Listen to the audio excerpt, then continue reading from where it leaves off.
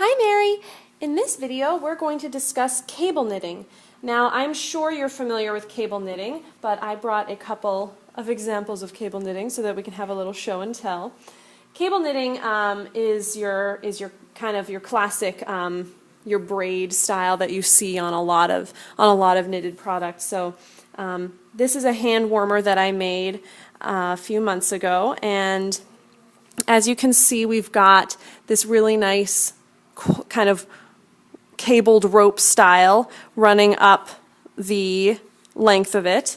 You can also do a lot of really cool designs with cabling. So here is a leg warmer that I made, and we have some really big cables running down the length, and then we also have this little intricate kind of back seam, and this was done with cable knitting as well. Here is a pot holder that I made, and again, this is what I mean by the designs you can do with cable knitting. So this one, this is an owl pot holder, and as you can see, this is actually a really good example. Cable knitting is knit stitches. Usually, it's set against a backdrop of purl stitches to show off the design of the cable knitting that you do. So, how is cable knitting done, you ask? Well, what you'll need, in addition to your knitting needles, is really, it doesn't have to be a cable needle. This is what I use. This is a cable needle. You can also use just a spare knitting needle. You really don't need this, but I have one on hand, and I'm going to show you how to do the cable knit stitch. So I'm following along this pattern that I have right here. So I'm going to knit 3 stitches. I'm just following the pattern up until the cable, and then I'm going to purl 2, and then the pattern asks me to cable 6 to the front. So how this is abbreviated is C6F, and what this means is that 6 total stitches are going to be incorporated into this cable. So this pattern has an explanation up near the top. This is very common. There's an explanation for what C6F means in this circumstance. So what I'm going to do is I'm going to take the first 3 stitches and I'm going to slip them onto my cable needle. And since I am cable knitting to the front, I'm going to drop this cable needle in front of my work. I'm going to let it hang in front of the work.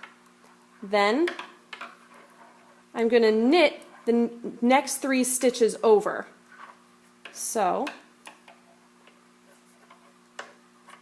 I'm knitting these 3 stitches just like normal, and then you have an option here. You can take these stitches and you can put them back on your knitting needle and then knit them like normal. I usually don't do that. I think it just saves time to just slide these to the other end of my cable needle, let my other knitting needle hang down for a minute, and I'm just going to knit these like normal stitches, just as if this were the left knitting needle, this cable needle.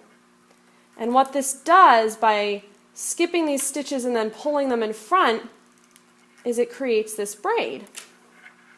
So as you can see, I've already done 1 cable stitch right here, and by dropping that in front and then pulling it over, I'm creating this twisted action. So this particular pattern, this is actually the pattern for the wrist warmers that I showed you at the beginning of this video. But and this pattern calls for you to cable 6 to the front across for all 3 of the instances of cable knitting on this row, but I wanted to show you really quickly how to cable to the back. So I altered this pattern slightly just for the purposes of this video. So I'm knitting and purling up to my next instance of cable knitting, and then once again this is going to be across 6 stitches, and I'm going to slip 3 stitches onto my cable needle. And this time I'm going to cable to the back. So I'm actually going to pass this between those 2 needles and let it hang in the back of the work. Then, just like before, I'm going to knit the next 3 stitches on my needle.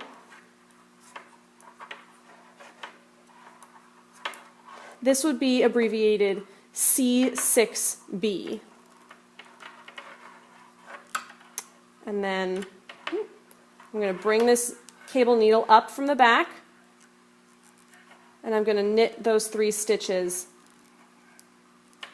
off the cable needle. And what this does is it creates a twist in the opposite direction. So as you can see, by pulling them to the back, you're wrapping those stitches around. So you can see the difference between cabling to the front, where it twists this way, and cabling to the back, where it twists this way. And that is how you do cable knitting. Thanks for watching.